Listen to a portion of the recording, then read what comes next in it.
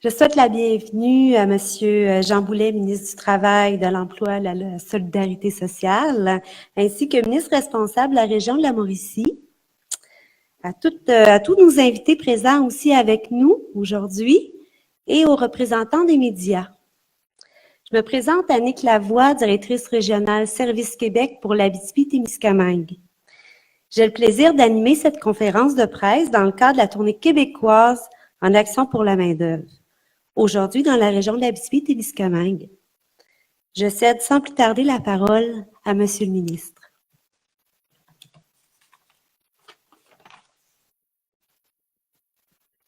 Merci, Annick. Je veux d'abord vous dire à quel point je suis heureux d'être ici dans la région de l'Abitibi-Témiscamingue. Étant moi-même une personne issue du monde régional, ça me fait doublement plaisir. Et de le faire en présence de deux de mes collègues, c'est vraiment intéressant. C'est des personnes que je connaissais pas. Évidemment, je les ai côtoyés un peu en campagne électorale, mais j'apprends à mieux les connaître depuis le 1er octobre. Pierre Dufour, d'ailleurs, qui est mon collègue au Conseil des ministres, qui est ministre responsable de la région de l'Abitibi-Témiscamingue, et Suzanne Blais, qui est ma collègue, qui est aussi députée dans cette belle région. Mais je découvre deux personnes, en Pierre et Suzanne, qui sont extrêmement ambitieuses et préoccupées par les intérêts, les besoins et les préoccupations de votre région, qui a par ailleurs des besoins très, très spécifiques. J'ai rencontré ce matin un certain nombre de partenaires du marché du travail à Amos. J'ai eu l'opportunité de luncher avec des élus, des maires, des préfets ce midi à Val-d'Or. Et là, cet après-midi, j'ai rencontré d'autres acteurs et partenaires du marché du travail. La thématique centrale était le défi de la main-d'œuvre. Pourquoi on a surmonté ce défi-là? Parce que la population du Québec vieillit à un rythme effarant. Le nombre de personnes en âge de travailler, c'est-à-dire entre 15 et 64 ans, diminue. Conjugué à la croissance économique, donc où la demande est de plus en plus importante, on a une pénurie de main-d'œuvre. Nous devons tous ensemble la confronter. J'ai parlé ce matin et cet après-midi de notre plan de match qui s'appuyait sur 4 fronts. L'intégration des bassins sous-représentés dans le marché du travail, immigrants, handicapés, autochtones, jeunes, femmes, judiciarisés. On a parlé d'adaptation parce qu'on vit dans un environnement qui est constamment confronté à des changements technologiques. Nous devons avoir des plans permettant à nos salariés de s'adapter. Formation, parce que nos jeunes constituent 54% de nos besoins dans les 10 prochaines années. Il faut se donner des plans de formation compatibles avec les besoins de notre marché. Production, augmentation de la productivité, ça passe par la robotisation, la numérisation, l'informatisation, la recherche, le développement, l'innovation.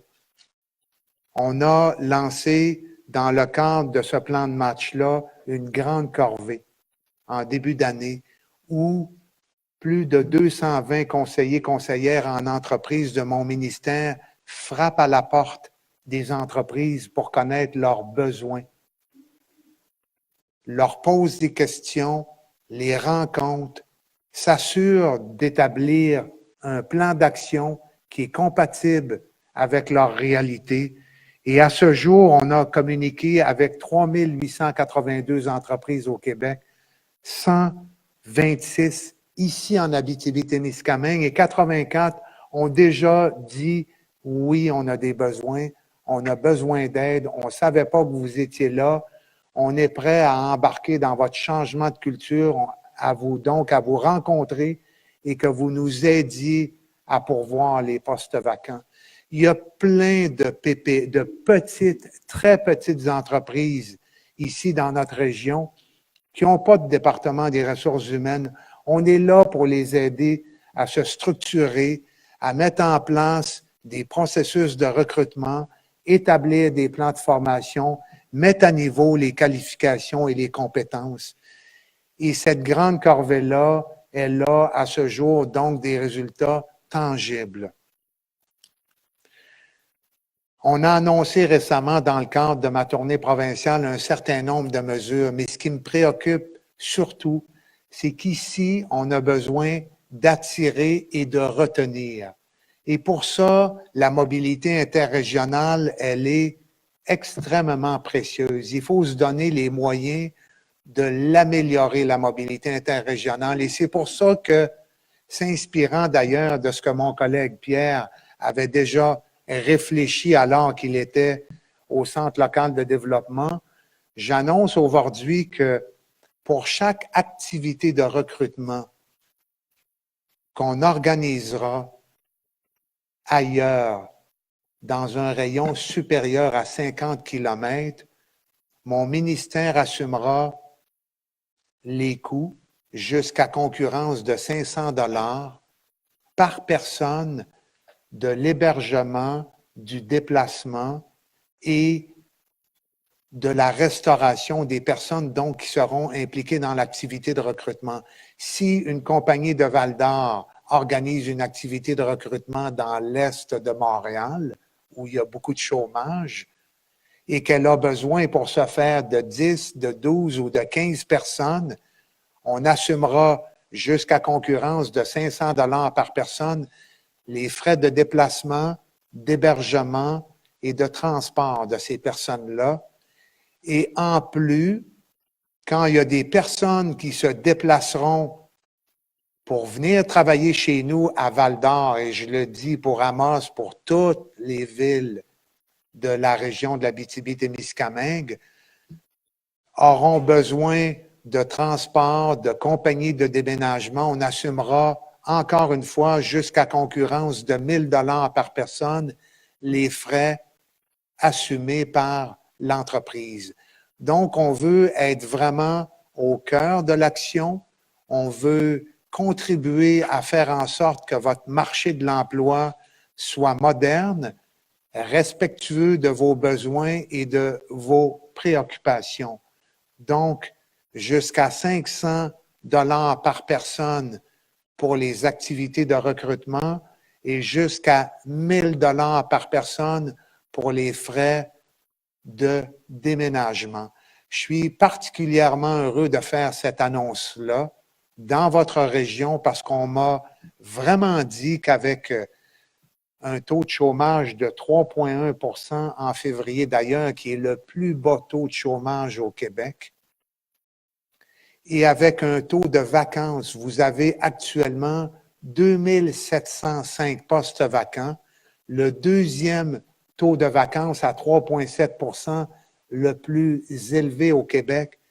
Vous avez besoin d'attirer et vous avez besoin de retenir, et on pense que cette aide financière-là va vraiment contribuer à permettre à votre région d'atteindre ses objectifs. Et je suis aussi heureux de le faire en compagnie, comme je le mentionnais, de Pierre et de Suzanne. Voilà, et ça conclut mon annonce pour cet après-midi. Si je peux me permettre un 2 minutes additionnelles, l'augmentation de la productivité, c'est aussi au cœur de la philosophie économique de notre premier ministre. 85 % des frais de formation et 85 % des frais de réorganisation du travail liés à des mesures d'augmentation de productivité, que ce soit robotisation, automatisation, informatisation ou autre, on est là pour vous accompagner financièrement. Et enfin, une mesure qui m'est chère, on vient d'embaucher 28 agents d'intégration en milieu de travail pour aider les personnes qui sont en situation de handicap à non seulement intégrer, mais à demeurer en milieu de travail. Et ça, on le fait avec le regroupement des organismes communautaires qui s'occupent de l'intégration des personnes en situation de handicap en milieu de travail. Voilà, merci beaucoup de votre présence. J'ai énormément apprécié les rencontres que j'ai eues à Amos ce matin, ici à Val-d'Or ce midi et cet après-midi, et je pense que ça va me permettre d'enrichir beaucoup mon plan de match et d'exporter les idées de votre région dans d'autres régions au Québec. Merci.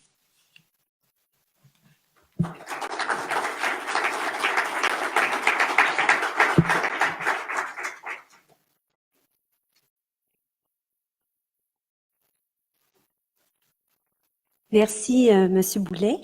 Nous allons maintenant entendre le ministre Forêt, Faune et Parcs et ministre responsable de la région de l'Abitibi-Témiscamingue et Nord du Québec, M. Pierre Dufour.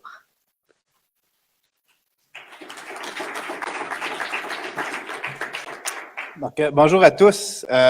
Deux éléments particulièrement. Imaginez-vous, quand j'étais au CLD, je disais ça tantôt à Mme Duchesneau, on avait un bon monsieur qui s'appelait Clément Lemieux. Et Clément était justement très dévoué pour le ministère de l'Emploi, entre autres.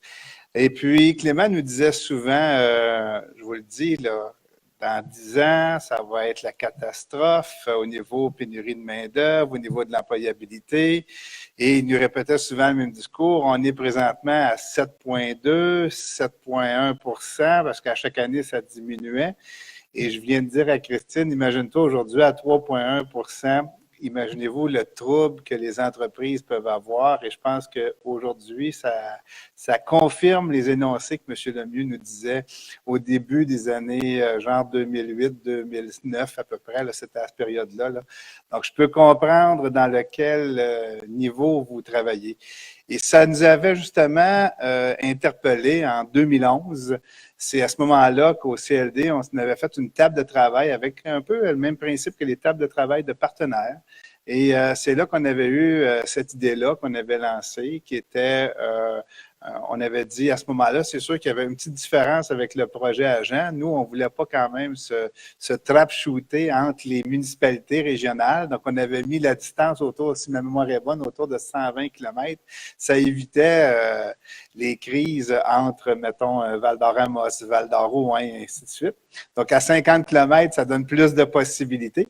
Mais une chose est sûre, c'est que on avait, à l'époque, on avait sorti 125 000 $, puis lorsque le CLD a changé de main en 2015, on avait quand même déjà un bon 35 000 $ qui avait été décaissé dans ce programme-là, qui avait aidé justement la possibilité d'amener des gens de l'extérieur à Sainte-Terre, à Val-d'Or et ainsi de suite. Donc, pour nous, ça a été une belle réussite. Et de voir que cette tangente-là est aujourd'hui prise du côté provincial, ben, je pense qu'on avait fait un beau petit bout de chemin qui est supporté aujourd'hui par le niveau provincial. Et ça n'empêche pas d'avoir aussi des initiatives locales. On le sait que la MRC qui a repris le chapeau du CLD a mis des initiatives, entre autres internationales, avec des programmes justement pour développer de la main-d'œuvre, mais ils ont eu des représentativités, je crois que c'est en Tunisie, au Brésil, et toutes ces petites actions-là, et c'est ça qu'il faut comprendre au niveau politique. Souvent, on essaye de voir quel genre de coup de circuit qu'on peut faire qui va régler l'ensemble de la problématique. Moi, personnellement, j'ai de la misère à croire que le coup de circuit existe vraiment. Je pense que c'est chaque petit pas qu'on accomplit, que ce soit par vous comme industriel ou entrepreneur qui est capable de mettre en place chez vous, ou encore là par le gouvernement, comme l'annonce que vient de faire Jean. C'est comme ça, je pense qu'on vient qu'à être capable de solliciter et de retenir ou de créer de la main-d'œuvre additionnelle dans nos milieux.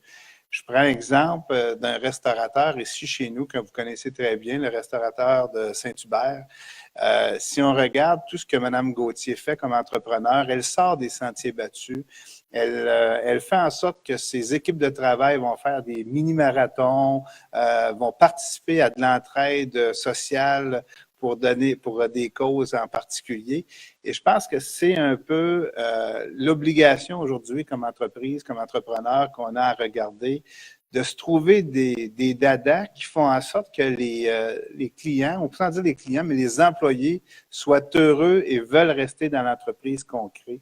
Donc, c'est ça un peu, je pense, le nouveau défi qui vous attend tous et qui nous attend tous à travers toutes les orientations possibles de l'employabilité. Donc, sur ce, ben, merci beaucoup et puis je vous souhaite un bon succès dans votre recrutement. Merci.